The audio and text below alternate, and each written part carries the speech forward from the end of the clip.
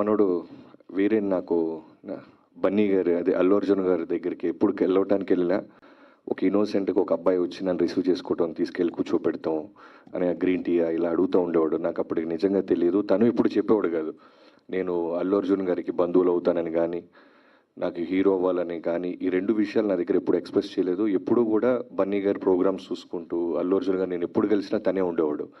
చాలా సంవత్సరాల తర్వాత ఇప్పుడు సడన్గా ఒక రోజు పోస్టర్ చూసా, ఇదేంటి మనోడ్లాగా ఉన్నాడు అనుకున్నాను.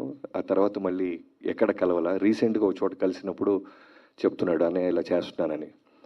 అంత పెద్ద బ్యాక్గ్రౌండ్ పెట్టుకొని వాళ్ళ హెల్ప్ తీసుకోకుండా, అంటే వాళ్ళు ఎక్కడో వెనకాల ఉండాలి, బ్లెస్సింగ్స్ ఉన్నాయి కానీ వాళ్ళు ఎప్పుడు ఫోర్స్ చేసి కానీ వాళ్ళు బలవంతంగా కానీ వాళ్ళ దగ్గర నుంచి ఏది తీసుకోకుండా ఇండిపెండెంట్గా ట్రై చేస్తున్నాడు. ఇదే నీ సక్సెస్కి పెద్ద పిల్లర్ తమ్ముడు.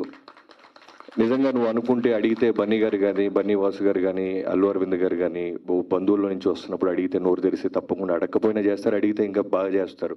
ఇవేమీ లేకుండా నువ్వు ఇండిపెండెంట్గా ట్రై చేస్తున్నావు చూసావా, very good, very good, all the best.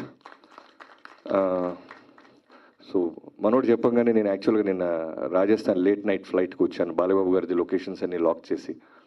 So వెంటనే అంటే ఎవరైనా సరే సపోర్ట్ లేకుండా వస్తున్నారంటే నాకు నిజంగా మనోడు అన్నట్టు నాలాగే అనిపిస్తుంది. ఏదో ఒక విధంగా జనానికి తెలియాలి, ఏదో ఒక విధంగా వాళ్ళ కష్టం 10 మందికి తెలియాలని. సో అందుకే వచ్చాను తమ్ముడు పిలవగానే. ఇక్కడ వచ్చిన తర్వాత తెలిసింది మన డైరెక్టర్ గురించి, వేణు గారు మీరు రాజమౌళి గారి సినిమాలకి ఎన్నో సినిమాలకి మీరు చీఫ్ అసోసియేట్ డిఓపిగా చేశారని తెలిసింది. సో మీ విజన్ ఖచ్చితంగా ఆ స్థాయిలో ఉంటుందని నాకు నమ్మకంగా ఉంది. సాంగ్ చూశాను, చాలా బాగుంది. నకాజ్ అజీజ్ ఈ సింగరు నాకు 2 ఫేవరెట్ సాంగ్స్ నా సినిమాల్లోనే నేను చేసిన సినిమాల్లో చేశారు. 1 సర్దార్ గబ్బర్ సింగ్లో తోబా తోబా పవన్ కళ్యాణ్ గారిది, అండ్ బాస్ పార్టీ వాల్తేర్ వేరేలో చిరంజీవి గారి ఫస్ట్ సాంగ్. సో అలాంటి సింగర్ని చూస్ చేసుకోవటం నిజంగా వెరీ ఇంట్రెస్టింగ్. మీ మ్యూజిక్ డైరెక్టర్ కూడా చాలా బాగా చేసావు తమ్ముడు నువ్వు. నేను అదే అంటున్నాను, ఎవరి మ్యూజిక్ డైరెక్టర్ బీజిఎం చాలా బాగుంది, తన వాయిస్ని మించి మధ్యలో బీజిఎం చాలా బాగా చేసావు. ఆల్ ది బెస్ట్, మంచి ఫ్యూచర్ ఉండాలని కోరుకుంటున్నాను. అలానే వీరేన్ని నమ్మి ఈ సినిమాని ప్రొడ్యూస్ చేస్తున్న ప్రొడ్యూసర్స్ ఇద్దరికి, రామకృష్ణ గారికి రాజశేఖర్ గారికి మనస్ఫూర్తిగా కృతజ్ఞతలు చెప్పుకుంటున్నాను. I wish you all the best అందరికీ. వీరేన్ ఖచ్చితంగా ఇప్పుడు సినిమా చూడగా నేను అన్నాను ఇది కాప్ రోలా అని, అంత హానెస్ట్గా హెయిర్ అంతా ట్రిమ్ చేసేసి నీట్గా ఫిజిక్ అది మెయింటైన్ చేస్తూ చేసావు. నిజంగా ఈ సినిమాతో నీకు చాలా బంగారు భవిష్యత్తు ఉండాలని మనస్ఫూర్తిగా కోరుకుంటున్నాను. I wish you all the best team అందరికీ. Thank you so much. Update ఇవ్వలేదు సార్ బాలయ్య గారిది.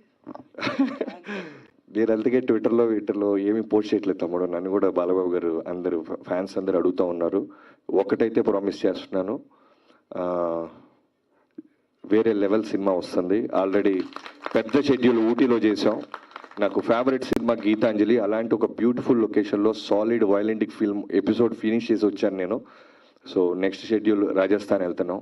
ఖచ్చితంగా త్వరలోనే చాలా మరిన్ని అప్డేట్స్ 2024లో వరుస పెట్టి అప్డేట్స్ వస్తూనే ఉంటాయి.